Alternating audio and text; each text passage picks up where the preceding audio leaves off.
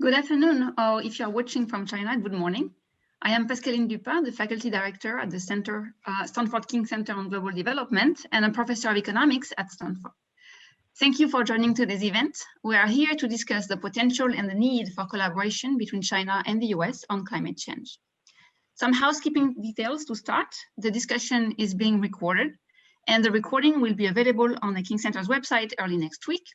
If you have questions for the speakers, we invite you to type your questions in the Q&A box at any time. Professor Daly will be asking audience questions to Professor Chu after his presentation. Now, let me say a few words about the King Center. We work towards the goal of alleviating global poverty, and we do so by supporting research that informs, shapes, and stimulates policies on global development issues. One critical issue, arguably the most pressing issue of our times, is climate change, which, as you know, will have and already has a disproportionate impact on low-income countries and on the poorest within those countries. Working on big challenges like climate change requires a multifaceted approach and the perspectives of a multiplicity of disciplines. So the center does this by supporting large-scale faculty initiatives and emerging scholars from all 7 of Stanford schools, and by facilitating student opportunities at Stanford and abroad. We also regularly convene stakeholders from across campus and engage with policymakers and thought leaders in the public and private sectors. We are very excited to be here today, engaging in this timely topic. And with that, I will now pass the stage to my colleague, Scott Rozelle, to introduce Sky and our esteemed guests. Hello, everyone.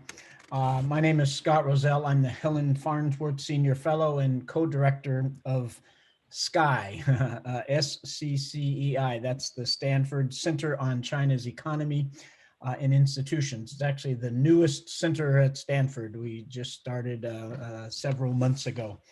For those of you who don't know us, SCCEI is home for empirical, multidisciplinary research on China's economy. The goal of SCCEI and its affiliated faculty are really to provide dispassionate, fact-based research that can help policymakers, business leaders, general public in China and in Washington, New York, Silicon Valley, across the U.S. to navigate, the most important relationship in the world, but one that's been increasingly fraught as of lately. The 3 words that describe us are multidisciplinary. We work across the spectrum from economy to political economy to social development, including the environment. We're multi-organizational. We have affiliates in all 7 schools also, but also with universities in China, with universities around the world. We're trying to create this relationship on academic basis that can help strengthen the ties between our countries. And finally, we're translational. We really want to talk to the business community and to the leadership in Washington, D.C. and Beijing. So with that, let me introduce the person that you really came to listen to today, our speaker, Professor Steven Chu. He's the William R. Kenan Jr.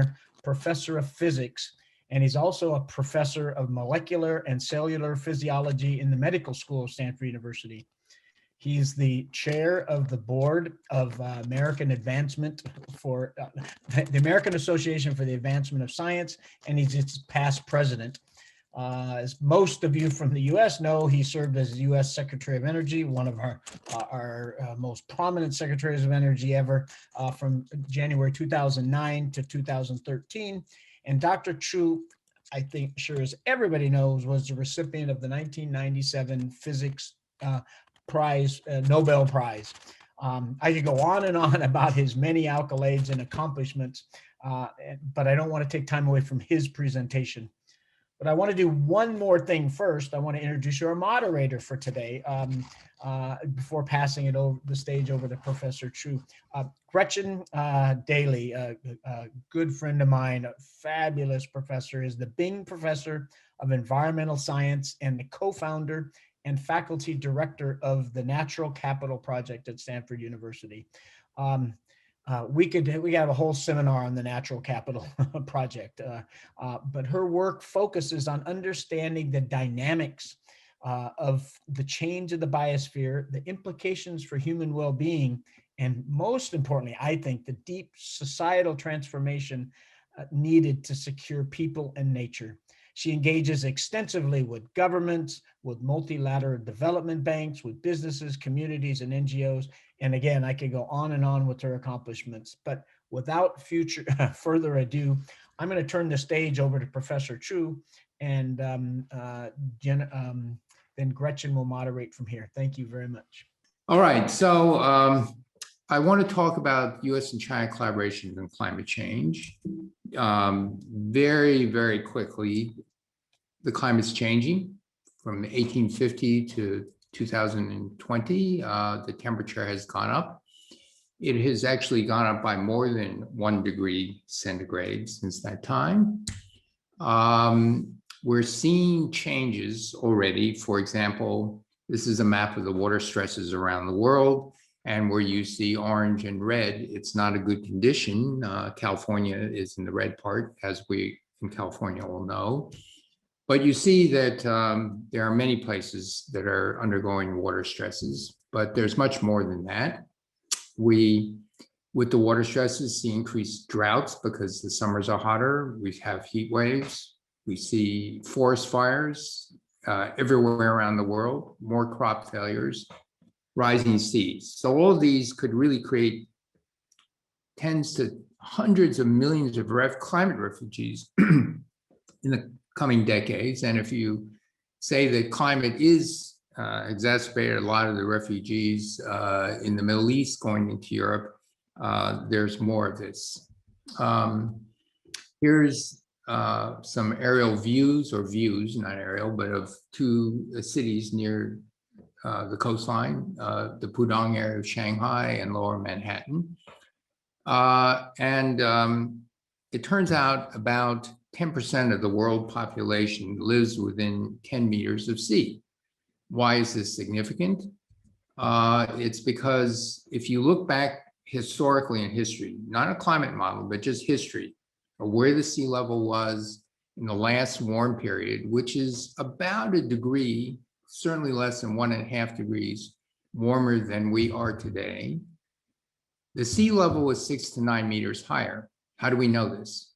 It's because you can date when the seashell critters that live on the boundary between land and ocean were alive. And you have to look all around the world because sometimes land subsides, sometimes it rises. And so this so long ago, 69 meters higher, which means much of the stuff you see would be underwater. Now, the other thing I want to remind everybody is that what is relevant is not yearly emissions of greenhouse gases like carbon dioxide, but it's the cumulative emissions. And why cumulative emissions? Well, it's because,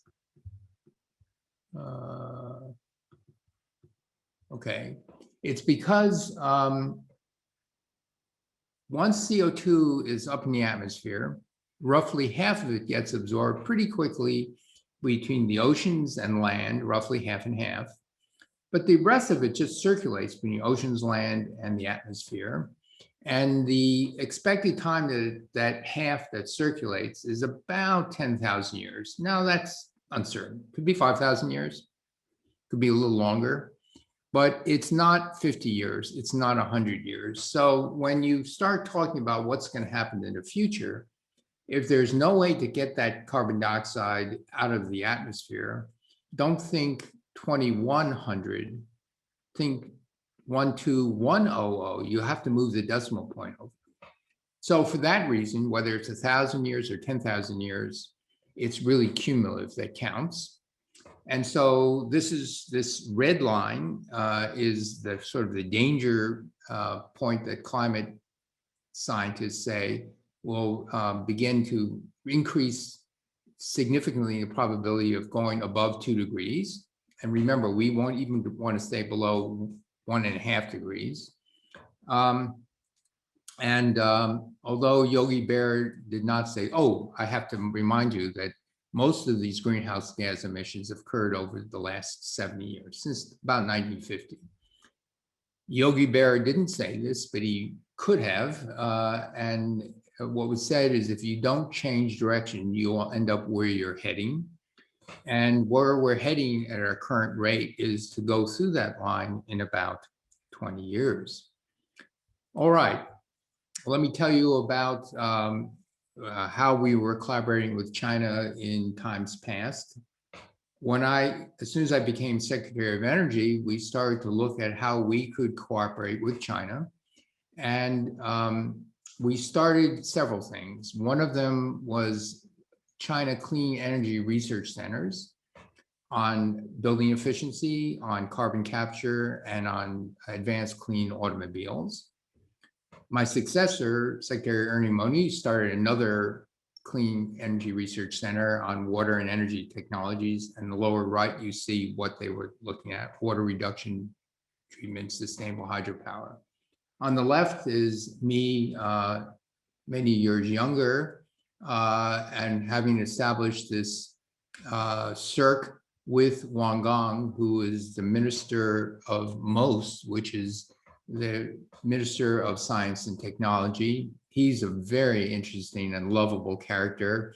I think he spent about 2 decades in Germany working for Audi, and he's the only and high-ranking official I know in China who's not a member of the Communist Party. He's a great guy, we made a lasting friendship. So those are some of the things. We also started what's called a Clean Energy Ministerial of about 24 countries that shared best practices. No yuan mandate, no quotas, no nothing. It's just sharing best practices, helping each other. And so these clean energy centers were joint research. And for the first time, we said if it's co-invented by China, and we worked out a patent agreement. Another huge breakthrough happened on the eve, really just before the Paris Climate Accord, where President Obama and President Xi Jinping got together. And it looked like it would be another standoff like in Copenhagen, but at the last minute, they said, look, we're going to agree to work together to sit, and China, even though a developing country at the time, said we will begin to make pledges, and they hailed this new era of climate cooperation as the best chance for saving the planet. Well, that was then. I also wanted to add that in addition to buildings and automobiles and carbon capture, I also knew by then that China was the world's leader in battery storage. This is my favorite battery. Let me explain how it works. It pumps water from under the ground to up to this water tower when the wind blows or the sun shines, and it's a couple 100-year-old technology, but it's still the best energy storage we have in the world today, by far.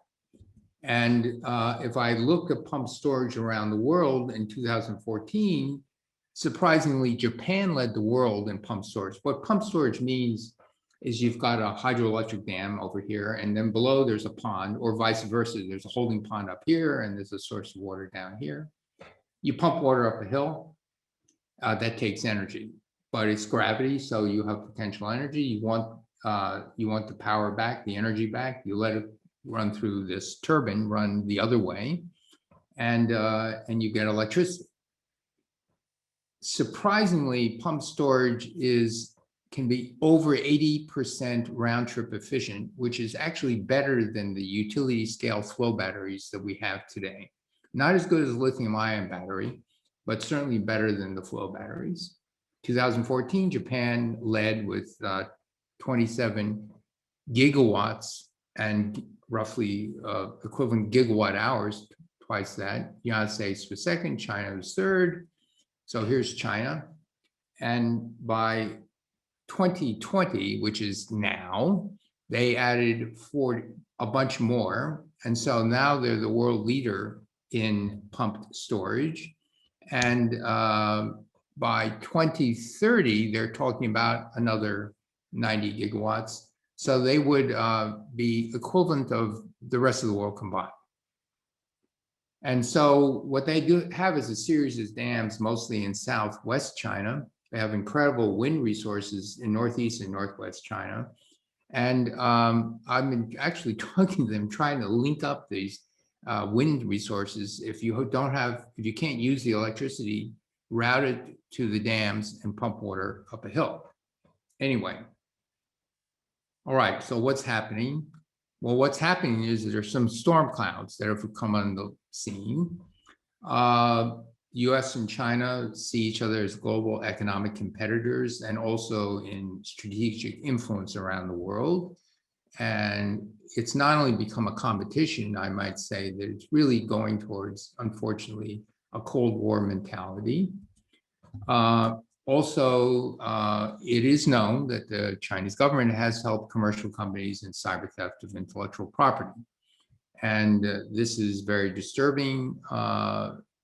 All companies try to steal from each other, but usually the government stay out of it. And so then the question is, with this growing mistrust, how can we collaborate to combat climate change? And I'm going to talk a little bit about this, but I'm really going to talk about, I'm going to turn the clock backward and talk about a speech I gave in November of 2010, at the end of November. And it was to the Washington Press Club, and I entitled it, "Is the Energy Race Our New Sputnik Moment?" So let me take you back to what I'm talking about. For those of you who were younger, you may not remember, but or you weren't born then, so you probably definitely don't remember. But on October 4th, 1957, the Soviet Union put a little 184-pound satellite, about the size of double the size of a basketball, in orbit. And it was a satellite, and this was the headline of the New York Times. And you could actually see, when the light is right, a view from Sputnik from Earth taken. This satellite was flying over the globe and circling many areas, including Earth. All right. A little more than a month later, President Eisenhower responds to the Sputnik with a major speech. And surprisingly, he did not call for more military spending. And I'm quoting a part of that speech. He said, "According to my scientific friends, one of our greatest and most glaring deficiencies is the failure of us in this country to give high priority enough to scientific education and to the place of science in our national life. One great future danger is that no amount of money or resources currently devoted to it can fully meet. Education requires time, incentive, and skilled teachers. They believe that a second critical need is that of giving higher priority, both public and private, to basic research." Amazing. He wasn't calling for more spending on rockets. And what happened with that speech is it created a huge investment in training young people to become scientists. I was 9-year-olds in 1957, benefited from all the investments given to grade school, high school kids, college kids, to invest in science education in the United States to train a new corps of U.S. scientists. All right, so that was the Sputnik moment. So I'm in the middle of my speech, by the way, of November 2010. U.S. science and technology is at risk, I said a decade ago. In 2009, 51% of U.S. patents were awarded to non-U.S. companies. China has gone from 15th to 5th place in international patents. I think it's either 1 or 2 now. The World Economic Forum ranks the U.S. 48th in quality of mathematics and science education. And China's Tsinghua and Peking universities are the 2 largest suppliers of students who receive PhDs in the United States. So I went on to say, innovation adds wealth of society. Science and technology, research and development lie at the heart of innovation, and leadership and innovation cannot be taken for granted. So I give examples of innovation. Ford Model T in the assembly line, the first transistor, integrated circuits, the first airplane, the invention of satellite communications and global positioning satellites, search engines, and essentially the internet. They all came out of the United States. It's great history. But let me also remind people that if you, for example, consider the Ford assembly line, Ford didn't invent the assembly line. He made it better. He certainly didn't invent automobiles or internal combustion engine cars. That was done in Europe. And so what the United States did in those early days is they took developments and inventions in other countries and made it better. Sound familiar? In any case, now the transistor integrated circuits airplanes were different. All right, so I go on to say for over a century, America has led the world in innovation. Today, that leadership is at risk. And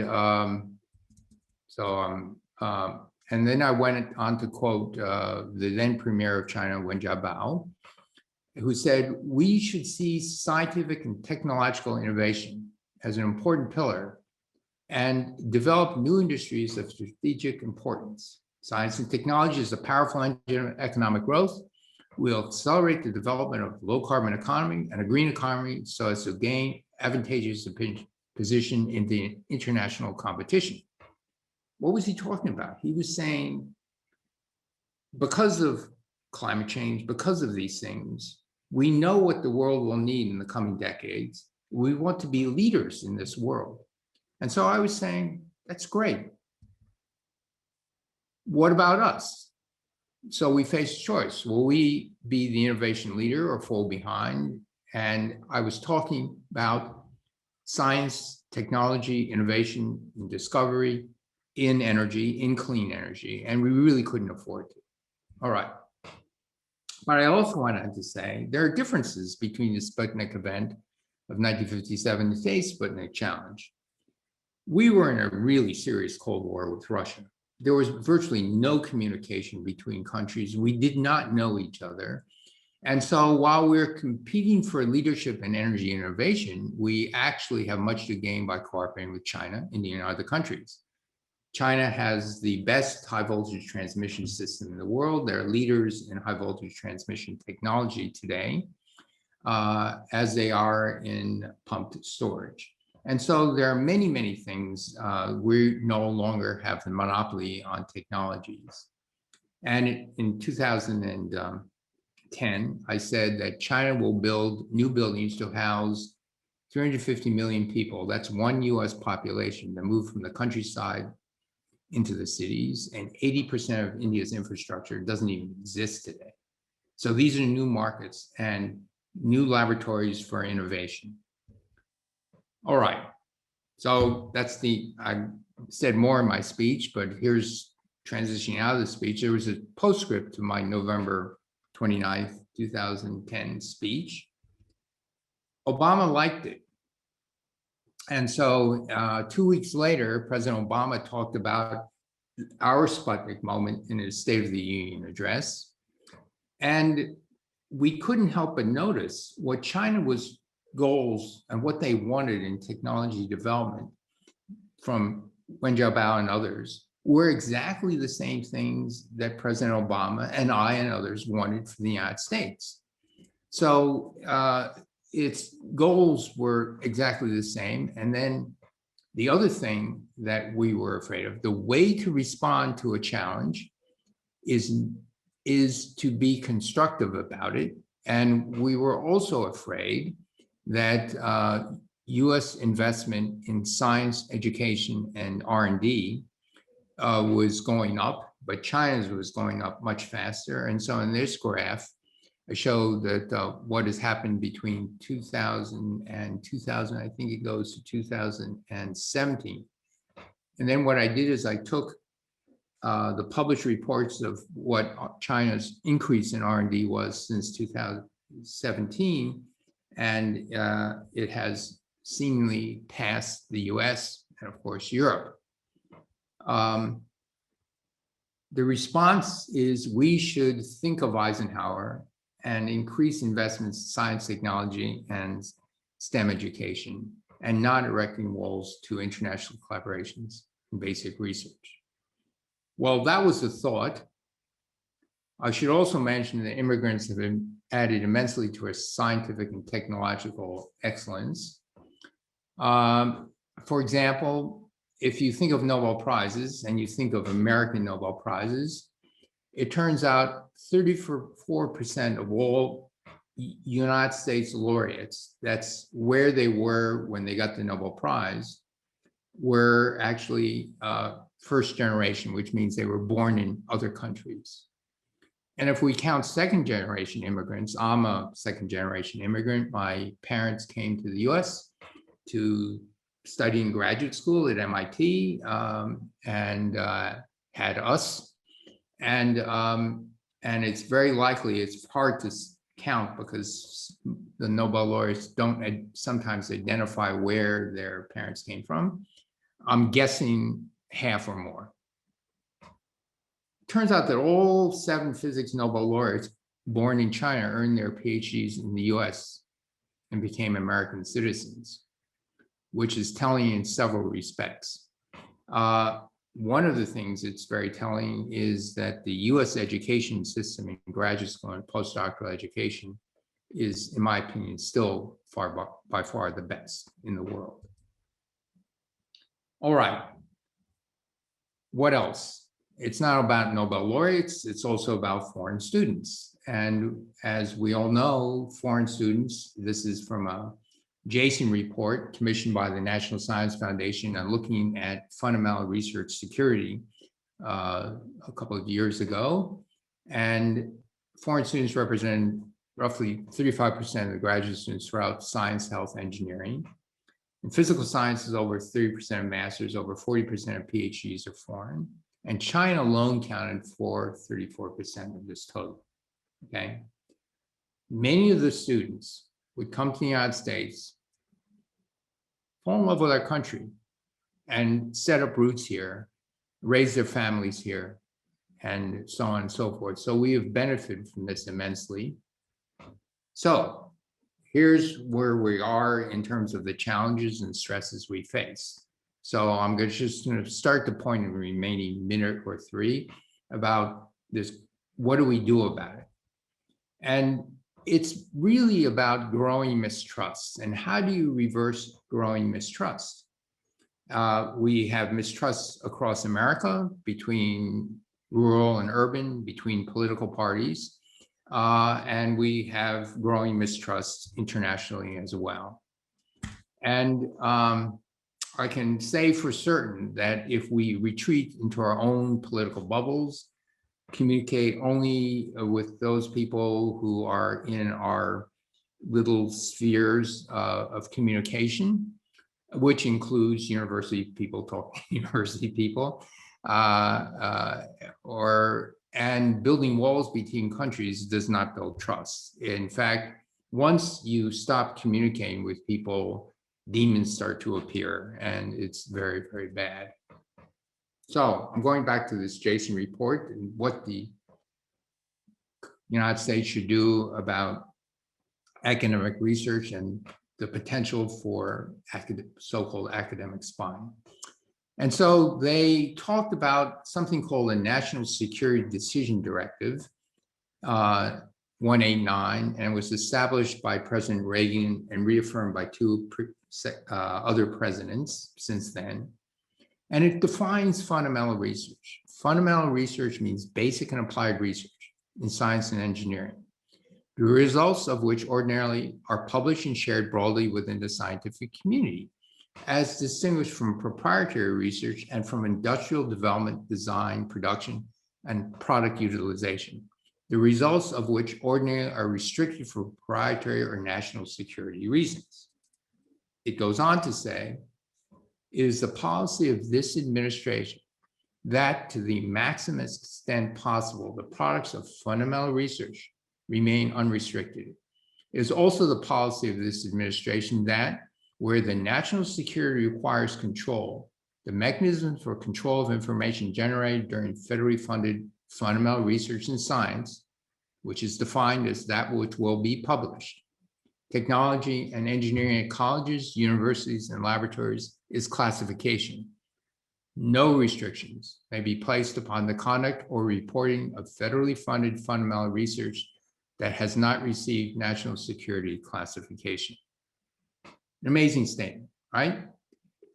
Now, before you publish, you keep it the secret within your group. You don't want to be scooped, but after you publish, it becomes universal.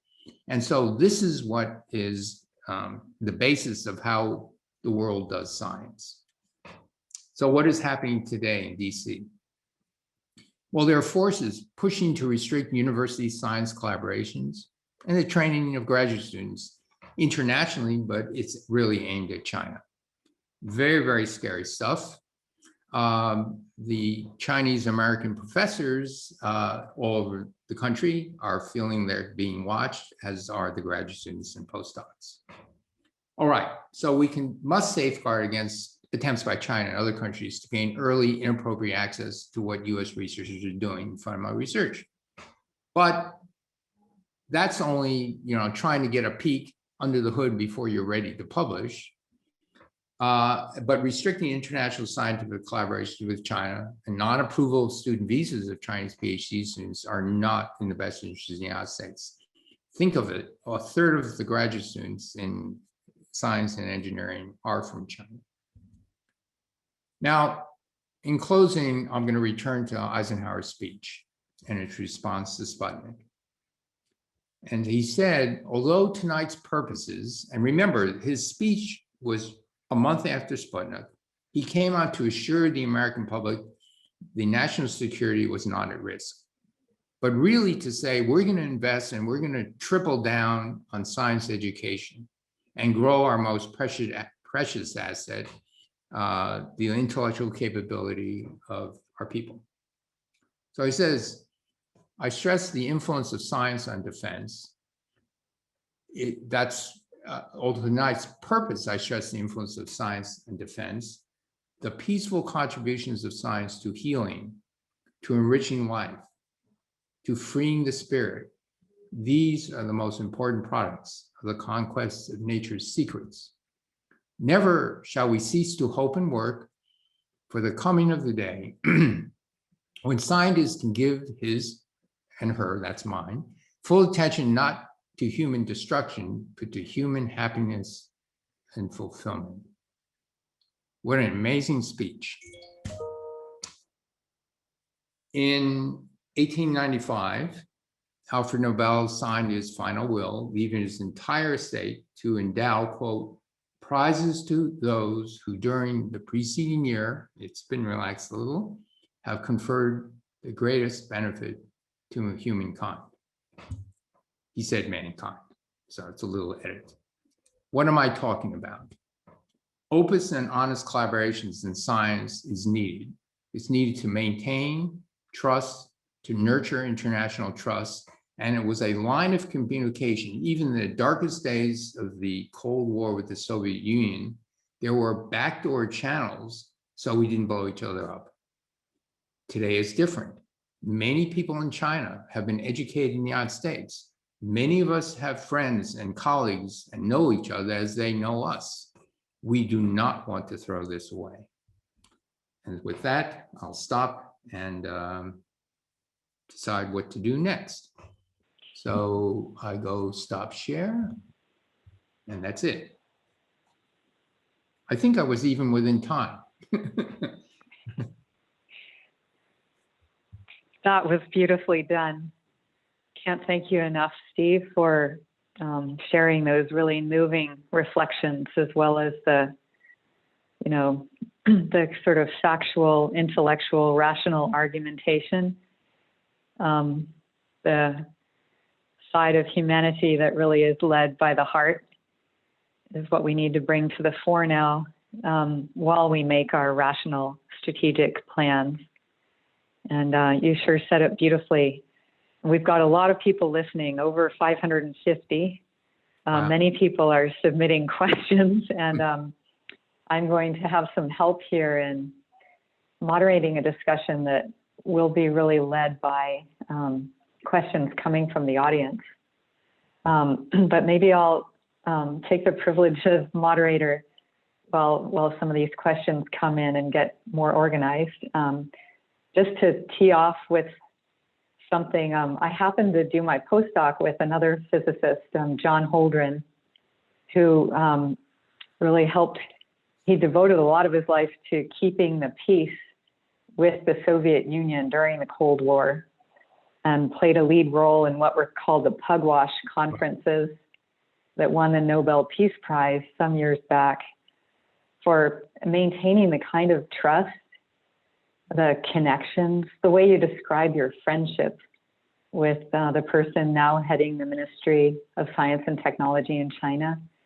And I'm sure many of the people engaged in the conversation here today have such friendships and share the perspective you're offering. And I just wonder if you could maybe elaborate a little bit more on what we might do as a community within our own institutions, whether based here at Stanford or many participants are coming from the community nearby and community all over the world.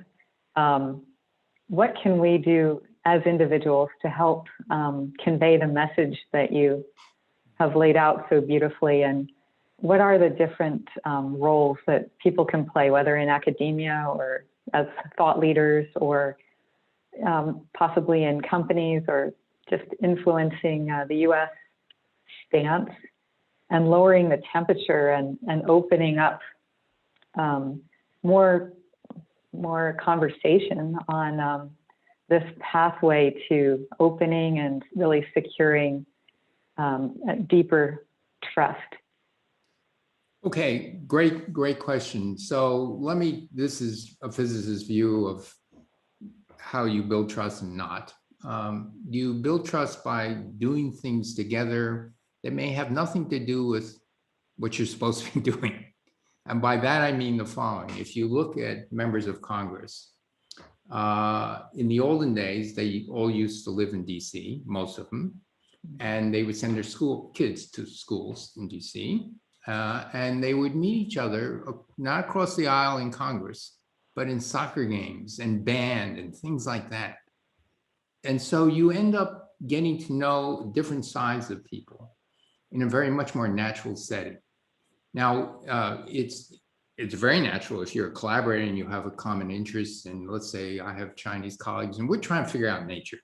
We want to understand nature, and ultimately someone over there might have an idea and I say, that's great. Or someone over here might have an idea, they say it's great.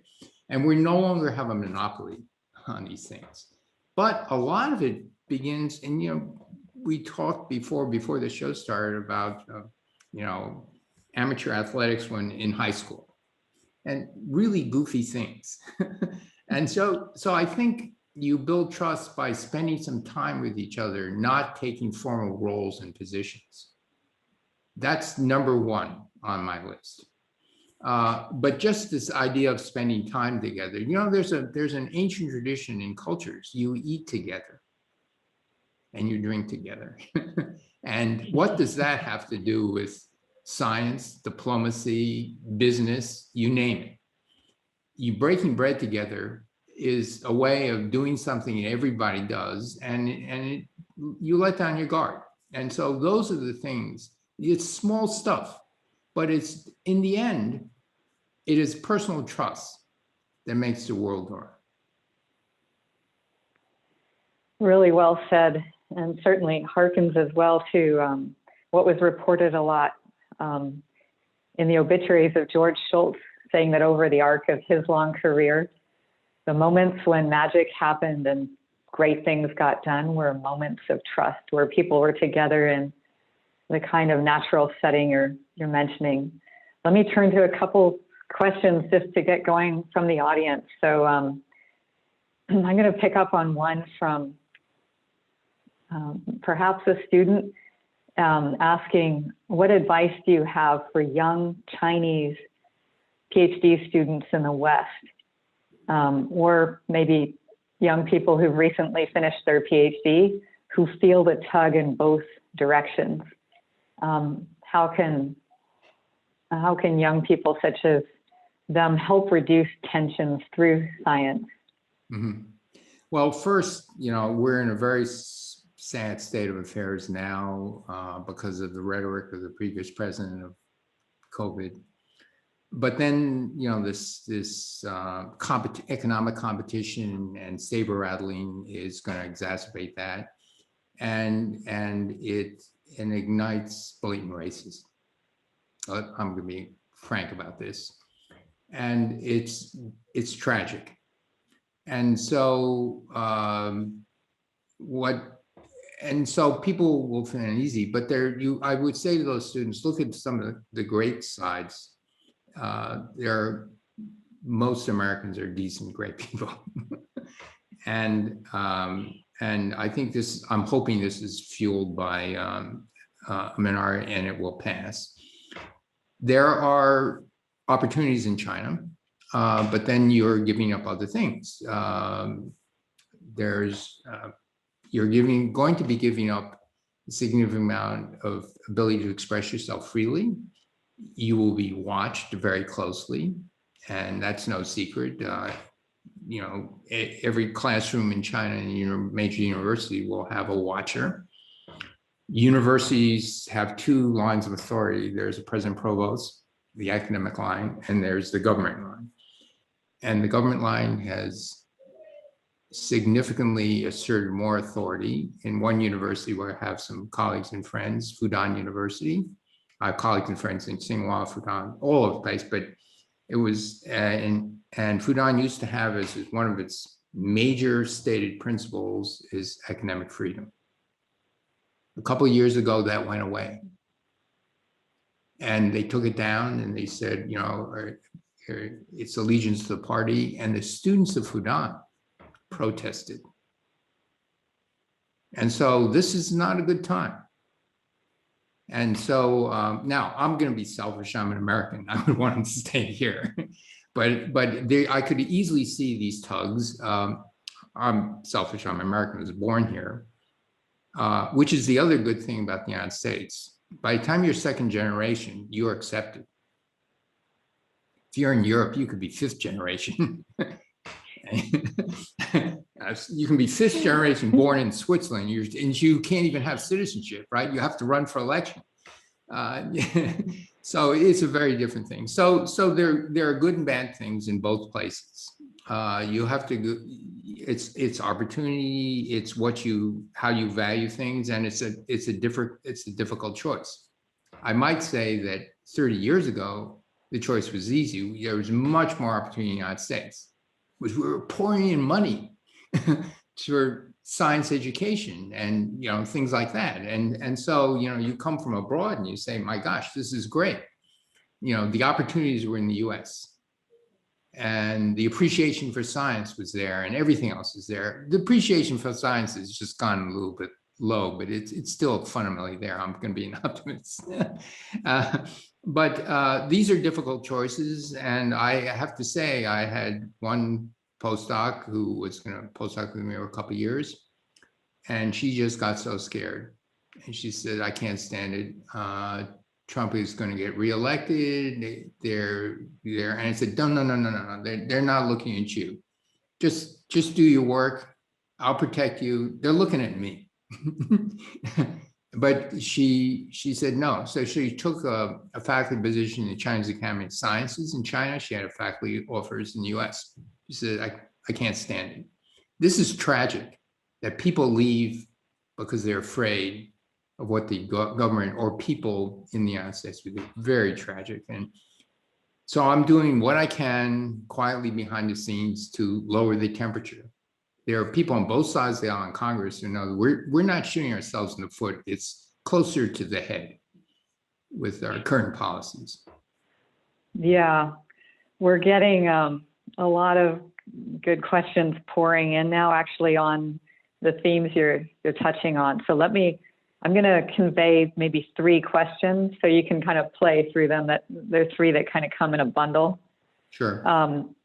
So A lot of people are writing in about how much decision makers, politicians focus on economic dimensions of security. And so asking, what would a healthy level or type of economic competition between the U.S. and China look like when it comes especially to climate change? Do we need to choose between collaboration and competition? And related to that, if you can hold all these in your head, but relatedly, what are some of the biggest opportunities for U.S.-China cooperation, presumably in the economic dimensions, as well as driving real impact globally to tackle climate change? And wondering then, looking ahead, whether the upcoming climate summit to be held in April by the Biden administration, could that be a moment to have an icebreaker here? Any reflections along those lines? Yeah, I indicated very briefly and indirectly in some of my talk. If you think about, let's say, the electrical system in China and the United States, we build these electrical systems domestically. You're not going to put that on a boat and ship it overseas. You could put transformers and things like that, but the installation of the grid, you don't put. So what can we give to China? What can China give to us? China, as I said, is a leader in long distance transmission and distribution, ultra high voltage. What are we good at? We're actually pretty good at very complex systems that know how to juggle. And as we go to renewable energies, it becomes much more important. How do you juggle both long distance transmission, local distribution, intermittent sources of wind and solar? We're better than China at that, because China will say, okay, we'll build this many wind turbines, this many solar, huge amounts of water, but it's excess and they dump it in the ground. The United States is economically driven in very different ways. No generator of electricity wants to dump the energy into the ground. And so they're economically motivated. And that's different than a large state program. But China is willing to experiment much more than the United States. And so I can see huge benefits. Building efficiency, similar. Building smarter cities, similar. Right? These are things that I just see very little competition. Automobiles now, EVs, intense competition. But that's true not only of China and the United States, it's true of the United States, the United States and Europe and everywhere. So certain things like battery technologies, how you integrate it into EV. Now, most of the batteries today for EVs are built, guess where? In Asia, and the lion's share in China. I'm an advisor to a company that used to make semiconductor, it still does, it's a leader, it's called Applied Materials. It makes semiconductor technology for the most advanced chips. TSMC, Intel, Samsung, they all buy from this company in the United States. This is the last jewel we actually have. Is with the equipment that makes stuff. Now, they used to sell solar factories to China, and then Chinese would buy them. They would turn them upside down. They would look, we can do this. And they started building factories that Applied Materials was building, except just as good. And then they started tweaking, making them even better. So Applied Materials said, we can't do that anymore. So we can't sell factories anymore. We got to sell stuff. And so they're making great advances in semiconductors and batteries, and they want to sell stuff. But they also realize that not only does China, but other companies. Oh, by the way, industrial espionage is not. China didn't invent this. There's an industrial espionage that goes all around the world, and it's most intense within companies in Silicon Valley, if you actually want to know. If you want to steal someone's secrets, you'll go hire that person. And as a good friend of mine, Jen Wang, who is the CEO and founder of NVIDIA, which is a big gaming company. By the way, you may not know, NVIDIA worth on the stock market is worth more than Intel today. Founded by a Chinese immigrant, I think from Taiwan, okay. And I was talking to him about this security and what are the issues, and he, maybe a month or two ago, I was on the board in video until I took my Valve property and joined this energy department, so I had to resign. But I got to be friends with Jensen. And he said, well, you know, there's nothing really you can do about this because we outlawed slavery long ago. And he said, you know, if you want to keep company secrets, you're not allowed to let people leave. And that's how Silicon Valley steals from each other. And that's how everybody tries to get, you know, they hire their people. And he says, the only secret is you out innovate and you keep up the pace of innovation. When it becomes a commodity and something, you know, then you have nothing. And so again, I go back to, you know, don't get defensive. You know, when the Germans and then the Japanese started building better cars, what did U.S. automobile manufacturers do? They went to Congress and said, direct tariffs, keep that stuff out of, you know, not make better cars. And then there was a lot of pressure, and then the companies will say, well, we'll build a factory, you know, Toyota will say, we'll build a factory in the United States, you know, a Camry factory in Ohio, someplace like that. It's, that's fine, but you'll never be able to compete with us. They built factories, and as you know, they started making better cars, and we're competing. And you know what the last resort was? The U.S. started making better cars. Why can't we? You know, it's what Churchill said. You know, invariably, the United States does the right thing after exhausting all possible alternatives.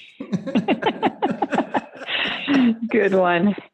Okay, well, let me ask you one last thing, and just for kind of a closing moment here, that you've covered a lot of what people have written in on, and really beautifully. But here's the last thing in terms of the U.S. doing the right thing as the last resort. Apparently, I didn't see it yet, but Tom Friedman published a column today in which he explicitly lays out how it's internal polarization in the U.S. that, you know, and the misinformation wars that have handed China a massive strategic advantage in this competition that we've got going. And the question is about, you know, the linkage between internal and external mistrust and what an insoluble or tricky problem that poses. How can we rebuild trust with China when there's such forces devoting to stoking this mistrust within? Maybe a closing reflection on that, and then I'll draw us all to a close and say how we can head off in a little further conversation in small groups. Yeah, I mean, this is a great observation. It was essentially what I was talking about in half of my talk. Yep. If you think about it. Because there's such mistrust among Republicans and Democrats. And then one side says, we're going to make an enemy of China, an external enemy. Lots of people capitalize, you know, a Cold War enemy is good because it takes people's minds away from solving their own problems.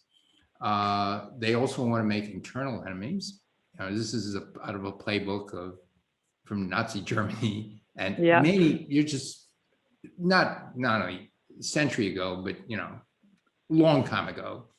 And you make enemies, and the idea of you getting ahead by making an enemy is crazy. Okay, there are certain things, like I said, you know, you want to guard proprietary company secrets and batteries and things like that. Fine. But there's so many things you can benefit with of common markets and know-how. Again, China is rapidly developing scientifically. And even if you're a little bit ahead, you know, there's no guarantee you stay that way. And it's just this open to, okay, we're going towards a common goal. What's the enemy? The enemy is us in climate. Okay, this is what we gotta be focusing on. You know, that's the 800-pound gorilla that's gonna really make things miserable for everybody. And so of those things, anywhere you can say, there's no, you know, this is ridiculous. You can get together in so many areas for climate. The other thing is, you know, you have to parse it. You know, there's the difference between academic, educational, and industrial and military, right? These are a wide gamut of things. And so I think wise people recognize this difference. But when stoking the fears and in this polarization and internet stuff, other people want to cover it up. That is a really key note to end on, and actually gives us a launch pad into these discussions. So let me first off, really thank you for making time for this and all your expertise, technical and all these different areas, expertise in leading the U.S. in kind of science and technology and energy. And just thanks for joining all of us today.